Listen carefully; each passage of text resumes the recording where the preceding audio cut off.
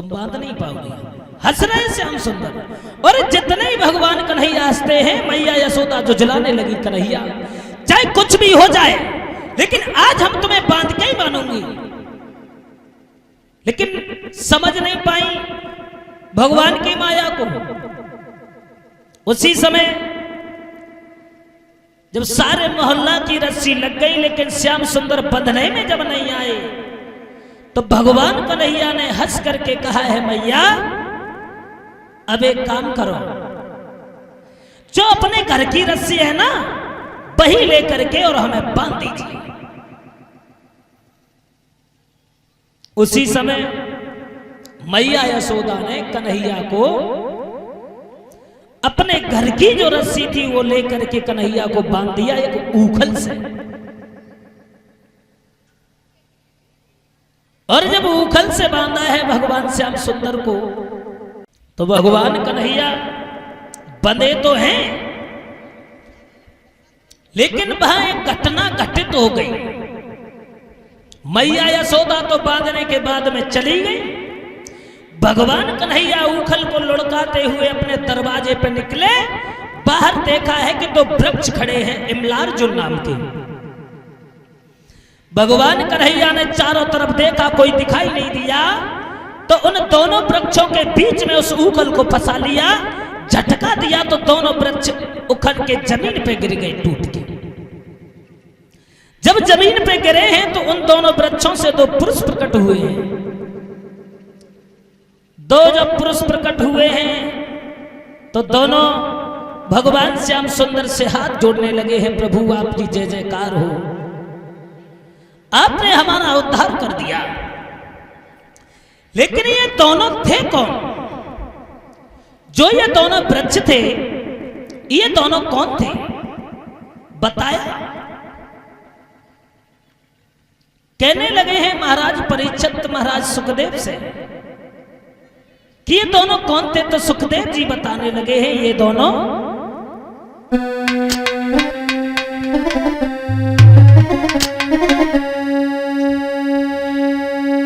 कि दोनों ही कुबेर के बेटा थे और धनवान मगर अभिमानी थे।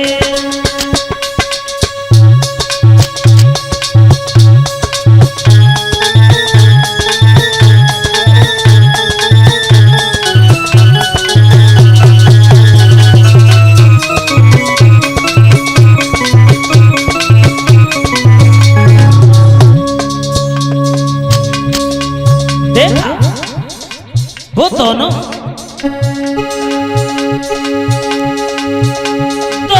ही कुबेर के बेटा थे, धनवान मगर अभिमानी थे। दोनों कैलाश निवासी थे, शंकर जी के वरदानी थे।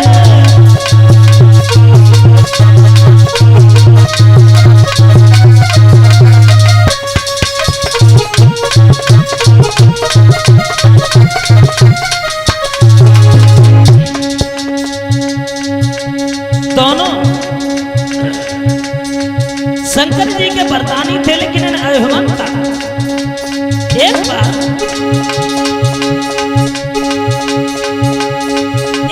बार ऋषि नारद ने इन दोनों को संताप दिया,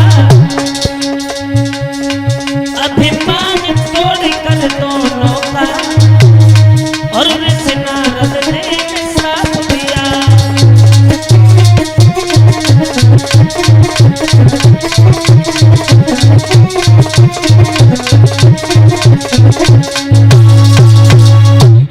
ये दोनों कौन थे? ये दोनों कुबेर के लड़का थे, लेकिन ये दोनों अभिमानी थे, घमंडी थे, अपने समान ये किसी को मानते नहीं थे। एक बार इन्होंने क्या किया है, मदरा पान किया, और मदरा पान करने के बाद ये दोनों चले हैं घमंडी अपनी पत्नियों को लेकर के। तालाब के किनारे सोच रहे हैं कि आज चल के हम नहाएंगे। जब पहुंचे हैं वहां तो दोनों सोच रहे हैं कि हम तो यहां के राजा हैं, भला हमें कौन बुरा बताएगा। हम जो भी करेंगे कोई बीच में बोलने ही वाला नहीं है। तो दोनों अभिमानी अपनी पत्नियों को लेकर के चले, पहुंच गए हैं तालाब के किनारे और कहने लगे हैं अपनी पत्नियों से, वो दोनों एक काम करो। बोले क्या? तो बोले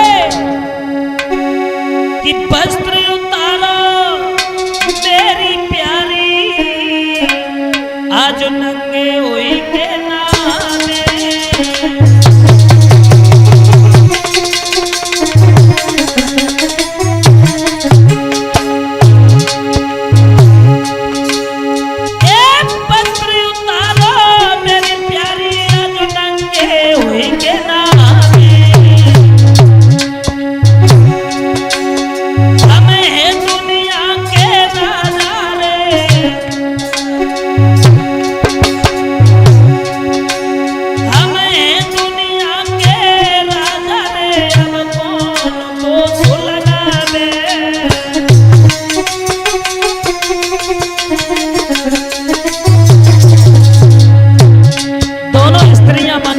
लगी हैं, लेकिन वो घमंडी दोनों माने ही नहीं। महाराज मना जब कर रही दोनों नारी, अपने हाथन से दोनों ने दीने वस्त्र उतारे।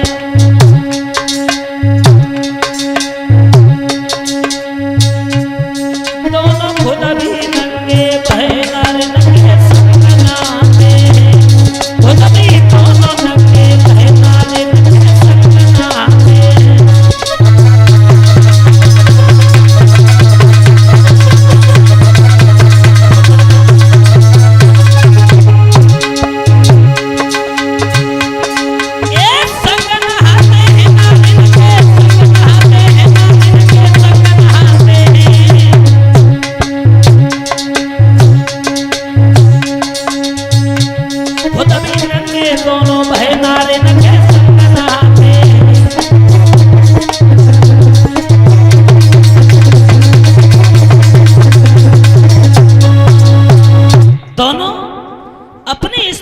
साथ में नहाने लगे।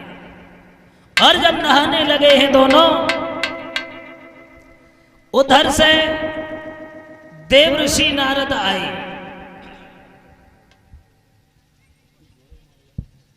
और देव ऋषि नारद ने देखा तो जैसे ही उन दोनों स्त्रियों ने देखा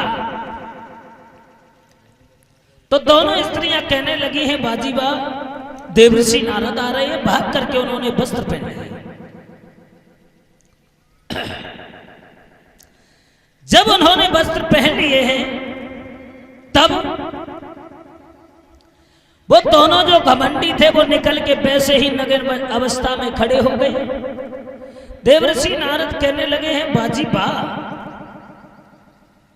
घमंडी हो, तुम्हें शर्म नहीं आई? हमारे सामने तुम दोनों नग्न अवस्था में खड़े हो।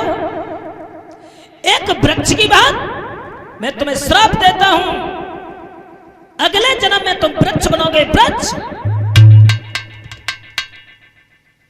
तो जब दोनों ने सुना है कि वृक्ष बनेंगे तो दोनों हाथ जोड़ने लगे हैं और हाथ जोड़े हैं, प्रभु मैं वृक्ष तो बन जाऊंगा लेकिन हमारा उद्धार कैसे होगा? नारद कहने लगे उद्धार तो तुम्हारा हो जाएगा, मैंने श्राप दिया है लेकिन तुम्हारा उद्धार तो होगा। उद्धार जब होगा तो आप युग में भगवान 12 कलाओं से अवतार लेंगे, तब उन्हीं के द्वारा तुम्हारा उद्धार होगा। तो नारद के श्राप से ये वृक्ष बने थे। वही दोनों थे ये इमलार्जुन नाम के वृक्ष जो वृंदावन में बाबा नंद के दरवाजे पर खड़े थे। इस तरीके से उन दोनों पेड़ों का उद्धार किया भगवान श्याम सुंदर ने। इधर